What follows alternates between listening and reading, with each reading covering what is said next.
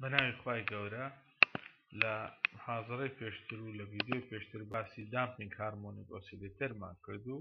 جیاوازی دامپینگ هارمۆنیک ئۆسیلێتەر لەگەڵ هارمۆنیک ئۆسیلێتەرمان کرد بەڵام گوتمان گرنگترین خاڵ و لەو کلاسیفیکیشنی دەکەین دامپینگ هارمۆنیک ئۆسیلێتەر گوتمان گرنگترینیان ئەوەیە کە پێی دەڵێن ئاندەر دامپینگ هارمۆنیک ئۆسیلێتەر چونکە لە مختبر کە تجربەی هارمۆنیک ئۆسیلێتەر دەکەین یان لە تجربەی بەندۆڵی سادە ئەوە حاڵەتی ئاندەر دامپینگ هارمۆنیک ئۆسیلێتەرمان دەدات کەوا سۆلوشنەکە و هاوشێشەکەی بەم شێوەیە دا لێرە دوو پێناسەی گرنگ هەیە لێرە هەردووچی زۆر بە سادەیی یەکێکیان پێی دەڵێن دامپینگ تایم کۆنستان یان پێی دەڵێن مین لایف تایم ئەوانەمان پێناسە کردووە ئەو کاتێکەوە فراوانیەکەی دەکاتە 1/ئی فراوانەیە ئەسلەکە کەواتە ئەو کاتە پێی دەڵێن 1/بێتا دەکاتە 2m/c ئەمە پێی دەڵێن مین لایف تایم ئەو کاتەیە کە فراوانی ئەسلەکەی کاتێکەتی یەکسانە بە سفر کەم دەکاتەوە بۆ 1/ئی ئینیشیال ڤالیو یعنی فراوانی ئەسلەکە ئەمە پێی دەڵێن مین لایف تایم هەروە پێناسێشترمان هەیە کەوە پێی دەڵێن میکانیکال ئینەرژی لێرە ئەمەش دەتوانین وەکو جیاوازی بەکاربێنین چونکە لێرە ئینەرژیەکە دەگۆڕێت زانە لا یساوی کۆنستانت بەڵام لە هارمۆنیک ئۆسیلێتەر ئی دەکاتە کۆنستانت کاتە ئی لێرە وردە وردەکەم دەبێتەوە بە شێوەیەکەوە دەبێتە گەرمی لە ناو مختبرەکە g/dt دەکاتە سالب c مشتقات x کاتە لێرە ئەگەر سێری بکەین ئی لەگەڵ t دەگۆڕێت بزانە بەڵام لەوەی تر ئی دەکاتە کۆنستانت لە هارمۆنیک ئۆسیلێتەر چکە فراوانەکە دەکاتە لێرە 1/2 ئەی توان 2 ئەکسپۆنێنشیال ناقص 2t ئۆڤەر بزانە لەگەڵ کات دەگۆڕێت بەڵام لە هارمۆنیک ئۆسیلێتەر ئەم ئەکسپۆنێنشیاڵی تێدانیە یعنی 1/2 ئەی توان 2 کە دەکاتە کۆنستانت ئەوە جیاوازیش تریشە لە جیاوازیەکان کەوا ئینەرژیەکە لێرە نەگۆڕێت بەڵام لە هارمۆنیک ئۆسیلێتەر ناگۆڕێت ئێستا ئەمڕۆ لە ڤیدیۆ ئەمجارەمان دێین باسی تەطبیقیشتر لە تەطبیقاتەکانی چاپتەری سێ دەکەین ئەویش پێی دەڵێن یاسای نیوتن لە گراڤیتیشن ئێوە دەزانکەوە لە گراڤیتیشن دەڵێن m1 m2 هەردوو ماسێک لە کەون یان m1 و m2 مان هەبێت کەوە هێز بۆ دۆزینەوەی نێوان ئەم دوو پارتیکڵە ڕاتوانە دەگۆڕێت لەگەڵ ئەنجامی لێکدانی بارستاییەکانیان و پێچوانە دەگۆڕێت لەگەڵ دووجای دووری نێوانیان بەڵام ئاگادار بکەوا دەبێت دووریەکان لە چەقی پارتیکلەکانەوە حسابکەین جاگە دوو پارتیکلە وەربگرین m1 m2 یان پارتیکلێک لەگەڵ زەویەوە وەربگرین ئەوە دەبێت هەردووچیان دووریەکەیان لە چەقەوە حساب بکەیت کەواتە r12 دووری نێوان هەردوو پارتیکلەکەیە f12 f21 مان هەیە لێرە وەکو لە یاسای نیوتنی سێم دەڵێ وار هێزێک هێزێکی کاردانەوە هەیە کاتە لێرە f12 یەکسانە بە f21 بەڵام ئەم دوو هێزە لە بڕ یەکسانن بەڵام لە ئاراستە پێچەوانەی یەکترین بۆ دۆزینەوەی گراڤیتیشنال فۆرس گوتمان پێویستیمان بە بارستایی پارتیکلەکان هەیە لەگەڵ دووری نێوانیان کە لە چەقەوە حساب دەکرێت جی لێرە نەگۆڕی کەونەکە دەکاتە 6.67 دەوز ناقص 11 نیوتن مەتر توان لەسەر کیلوگرام توان ئەم جیە لە بۆ هەموو بارستاییەکانی کەون بە نەگۆڕی دەمێنێتەوە وەکوۆ دەمێنێت با ئێستا ئەگەر لێرە لە پێی یاسایەکە ئەگەر زەوی وەرگرین لەگەڵ هەر پارتیکلێک لێرە هەمان یاسا دەنووسین ئێرە m ئەمە m کەپیتەڵ یان m کەپیتەڵ ئی ئەمە دووریەکەیان جارشتر دێن لێرەوە وەردەگرین زان چەقی زەوی حساب دەکەین بۆ ئەوەی دووری نێوان پارتیکلەکانەوە حساب بکەین کاتە زەوی لەگەڵ هەر پارتیکلێک دەتوانین هاوچێشەکە بۆ شێوەیە بنووسین زانم m بارستایی پارتیکلەکەیە m بارستایی زەویە m کەپیتەڵ ناودراوە چکە زۆر گەورەیە بارستایەکە ئاڕیش دووری نێوان هەردوو پارتیکلەکە زارشتریش لەبەر ئەوەی هێز نەخشەیە لە بۆ r دەبێت چێن ڕوول بەکاربێنین یعنی دەبێت mv dv/dx دا لێرە ئەگە بێن سیپەرێشنی بکەین ئەو کاتە r لەلایەک مشتقەت r لەلایەشتر دەنووسین تەکاملی هەردوو لاوەردەگرین زانە بەشی یەکەم دەبێتە کاینەتیک ئێنەرژی ئەمە جوولە وزەی پارتیکلەکەیە بەشی دووەم ئەمەش دەبێتە پۆتێنشەڵ ئینەرژی ئەوش بە سالب دەردەچێت وشەی سالبەکە لێرە مانای وایە ڕفرێنس لە ئینفینیتی وەرگیراوە بۆیە هەموو کاتێک پۆتێنشەڵ ئینەرژی لە گراڤیتیشن وادانراوە کەوە ڕفرێنس لە ئینفینیتیە بۆیە هەموو کاتێک پۆتێنشەڵ ئینەرژی بە سالب دەبێت لە گراڤیتیشن کاتە جوو لە وزە کۆماتە وزە دەکاتە ئی واتە ئینەرژی گشتی و دەکاتە کۆنستانت ئەمە هاوچەشەیە پێ دەڵێن ئینەرژی ئیکویشن ئێستا لێرە دوو خاڵی جیاواز وەردەگرین خاڵێک وەردەگرین لەسەر ڕووی زەوی ئەو کاتە هاوچێشەکەمان چی لێ دێت دەبێتە RE یان دووری نێوان پارتکلەکە لەگەڵ زەوی تەنها نیوەتیرەی زەوی حساب دەکەین بەپێی ئەم هاوچێشەیە ئەگەر لەسەر ڕووی زەوی وەرگرین F دەکاتە mg سالب mg سالب لەگەڵ سالب دەڕوات لێرە m لەگەڵ m ئەو کاتە هاوچێشەیەکمان لە بۆ دەردەچێت me مان هەیە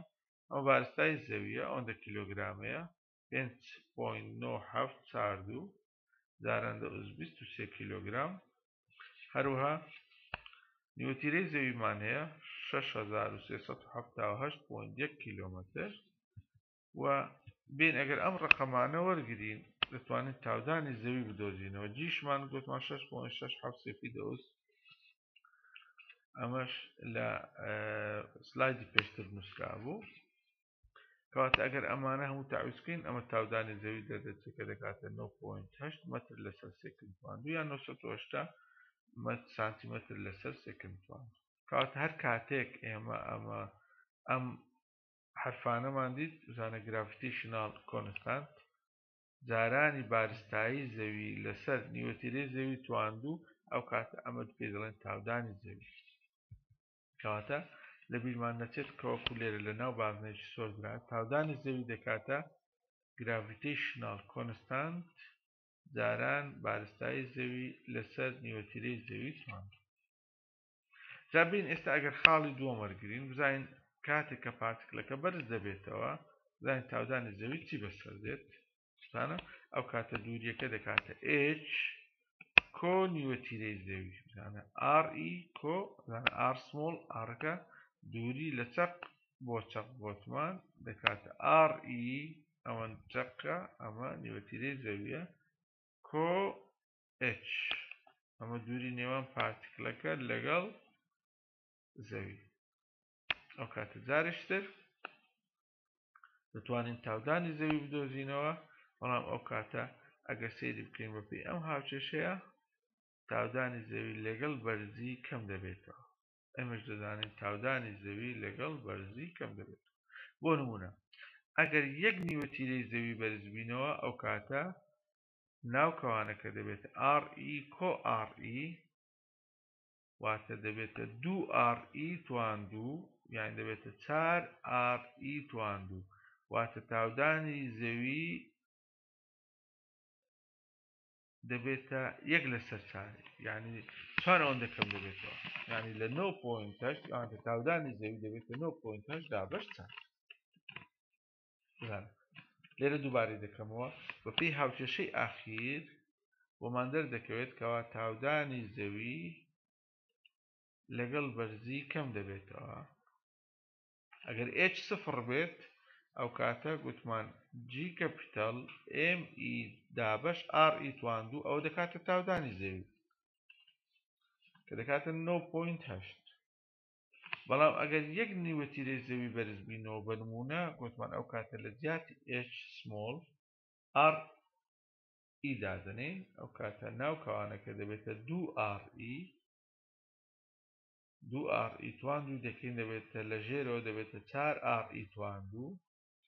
جگە لە چارەکە باقی حرفەکانی دیگوتمان کە جاران و دابەش دەکەین ئەمە دەبێتە تاودانی زەوی کاتە G تاودانی زەوی لەم حاڵەتە دەبێتە 9.8 دابەش 4 ئەی ئەگەر گوتمان دوو نیوەتیرەی زەوی بەرز بینەوە تاودانی زەوی چی لێ دێت ئەو کاتە لە جیاتی HE 2RE دادنین لەگەڵ RE کۆی دەکەینەوە دەبێتە 3RE تواندوی دەکەین واتە تاودانی زەوی 9 ئەوەندە کەم دەکات کەواتە بەپێی بەرزی تاودانی زەوی کەم دەبێتەوە وردە جاذبەی زەوی کەم دەبێت. جا لێرە دەتوانین پێناسەیەک بکەین دەگەین کە تاودانی زەوی وردە وردە کەم دەبێتەوە واتە پارتیکڵێک ئەگەر خێرایی سەرەتاییەکەی لەسەر ڕووی زەوی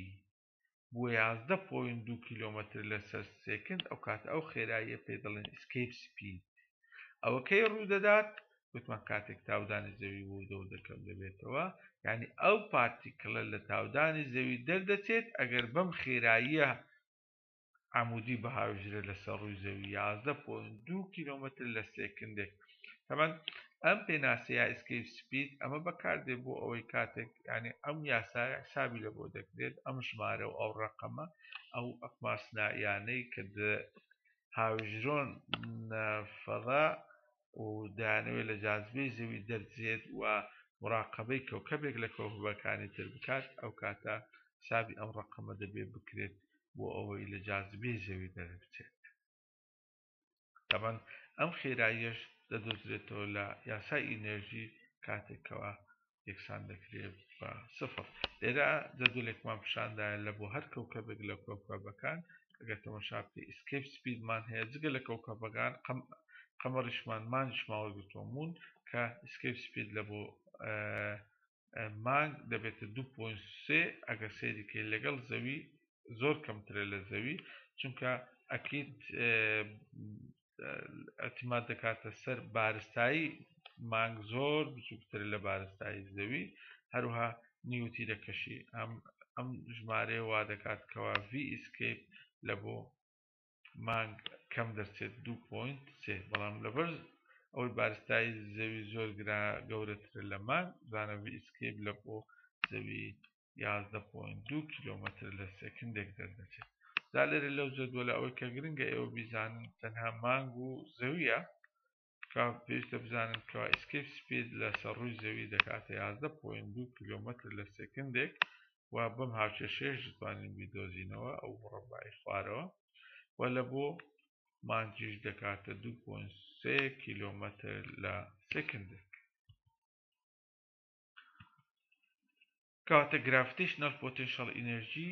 دەکاتە mgy کە ئەمە هاوچێشەیە ڕاستە کاتێک ئێمە لە ڕووی زەوی نێزیک بووین بەڵام کاتێکەوە زۆر بەرز دەبیەوە لەسەر ڕووی زەوی ئەو کاتە گرافیتیشنەل پۆتێنشەڵ ئینەرژی پێویستە بەم یاسایە بدۆزینەوە چونکە هاوچێشەی یەکەم ڕاست و دروستە و ئێرەری کەمە ئەگەر هاتوو لە ڕووی زەوی نێزیک بێت بەڵام ئەگەر زۆر بەرز بیەوە لەسەر ڕووی زەوی ئەو کاتە بۆ دۆزینەوەی پۆتێنشەڵ ئینەرژی پێویستە یاسای نیوتن بەکاربێت و ئینەرژی ئیکویشنیش ئەو گوتمان دەکاتە جوول لە وزە کۆ ماتەوزە کاتێککە ماتەوزەمان دۆزیەوە لەگەڵ جوول لە وزەکە کۆی دەکەوە دەبێتە وزەی گشتی. بابەتێک شترمان ماوە تەطبیقیشتر لە تەطبیقاتەکانی فیزیا ئەمە پێی دەڵێن ڤێرتیکال مۆشن ئەوەش دوو حالەتمان هەیە لینێر دراگ ئەوەیە کاتێک کە پارتیکڵێک بە شێوەیەکی عمودی دێتە خوارێ ئەو کاتە دوو هێز کار دەکاتە سەری هێزێک هێزی کێشی زەویە کە دەکاتە mg هێزی شترێکەوە پێ دەڵێن فریکشنال فۆرس جاریشتر پێ دەڵێن لینێر ڕەسیستانس وشەی لینێر یعنی v توان یەکمان هەیە بەڵام ئەگەر لینێرمان کردە کوادرێتیک فقط بابەتەکە دەبێتە ئەوە دەبتە سالبی v توان دوو کاتە لێرە دوو حالەتمان هەیە vertical motion with linear drag. حالەتی دووەم ئەوەیە vertical motion with quadratic drag. linear drag واتە v توان یەک quadratic drag v توان دوو وشەی drag یعنی air resistance لێرە لە هەردوو لەو حالەتەکە ئەگەر لینێر بێ یا کوادرێتیک بێت ئەو کاتە دوو هێز کار دەکاتە سەر پارتیکڵەکە هێزی کێشی زەوی mg کە لێرە بە موجەبە چونکە ها سەیریکەن تەوەرەی وای لە بۆ خوارێ موجەبە و هێزی لێخشاندن یان هەوا هێزی لێخشاندنی هەوا کە دەکات سالب bv v توان یەکە چونکە لینێرە کەواتە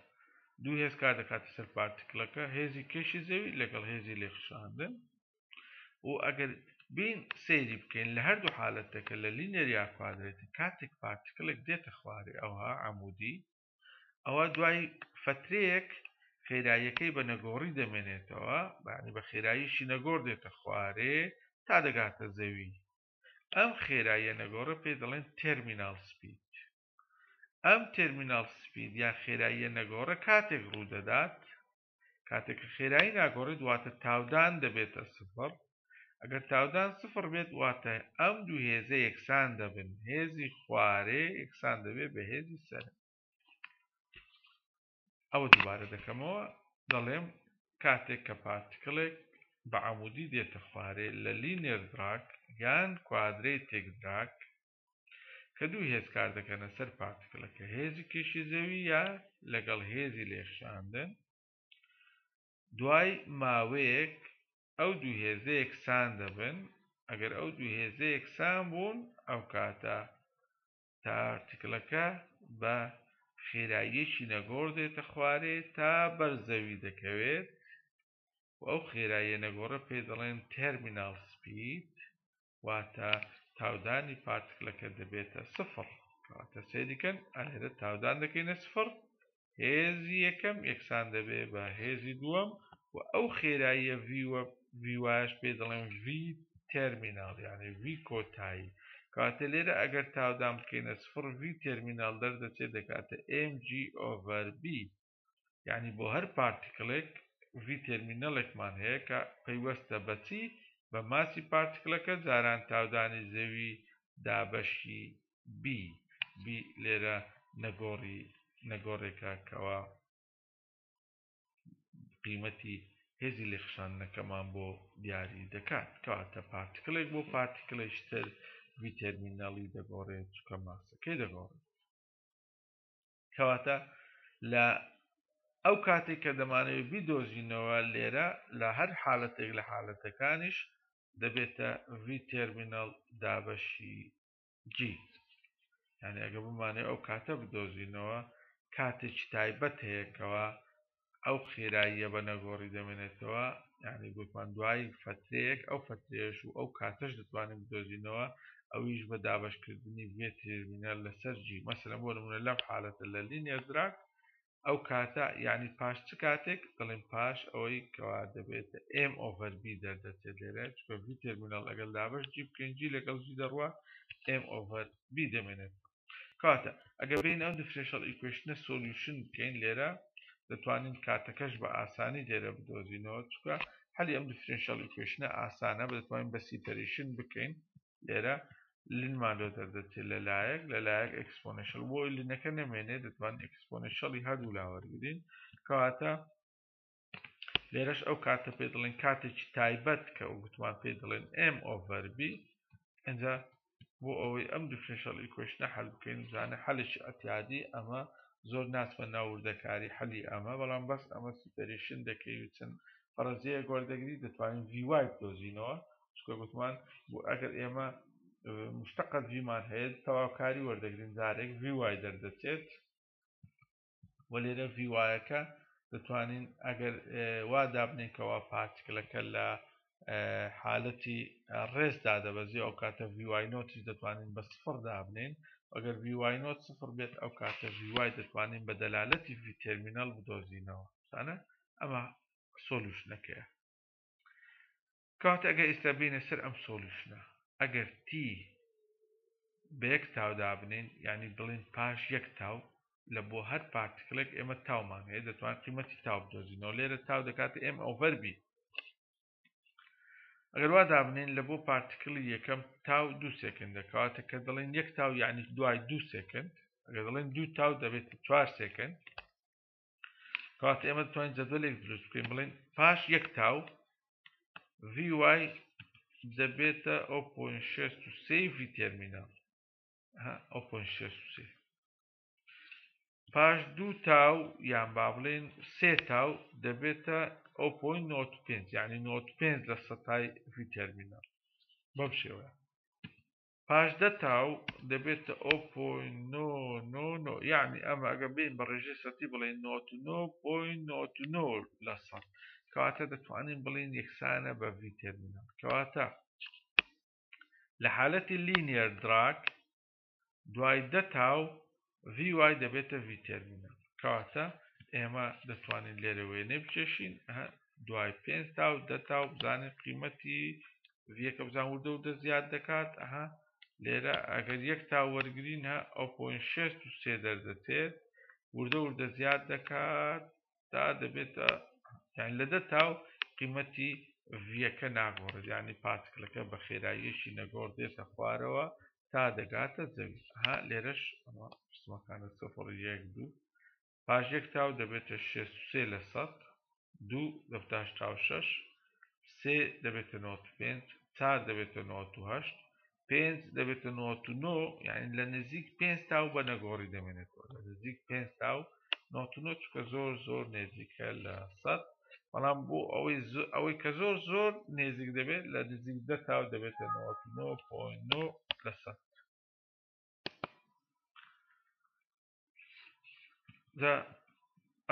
ئەمە جارشتر ئەمە وێنەکەیە بتوان ئەمە 1 تاو 2 تاو 3 تاو مهم بە نەگۆڕی دەمێنێتەوە ئەمە هەمان وێن ئەگە ڤی نۆت لێرە سفر بێت بەڵام ئەگە ڤی نۆت سفر نەبێت ئەو کاتە وێنەکە ئەو لێ بێت فقط لێرە ڤی نۆت سفرە لێرە ڤی نۆت سفر نییە بەڵام ئەگەر ڤی نۆت سفر نەبوو ئەو کاتە یا بچووکترە لە ڤی تێرمینەڵ ئەگەر بچووکتر بێ وێنەکە ئەوایە بەڵام ئەگەر گەورەتر بێت ئەوە وێنەکە بۆ شێوەیە دەبێت هەما وێنەیە ئەگەر ڤی نۆت گەورەتر بێت لە ڤی تێرمینەڵ لێرە ڤی نۆت گەورەتر لە ڤی تێرمینەڵ دواتە ڕسمی یەکەم ڕسمی دووە ڕسمی سێم لێرە هەمان مانای فیزیایی دەبەخشێت کەوا پێمان دەڵێ قیمەتی ڤی نێزیک دەبێتەوە لە ڤی تێرمینەڵ زانە لەو خەتە نێزیک دەبێتەوە لە هەرچی حاڵەتەکان ئەو گرنگە بەنسبەت ئێمە بەڵام ئەگە جارشتر تاواکاری وەرگرین ئەو کاتە دەتوانین قیمەتی وایش بدۆزینەوە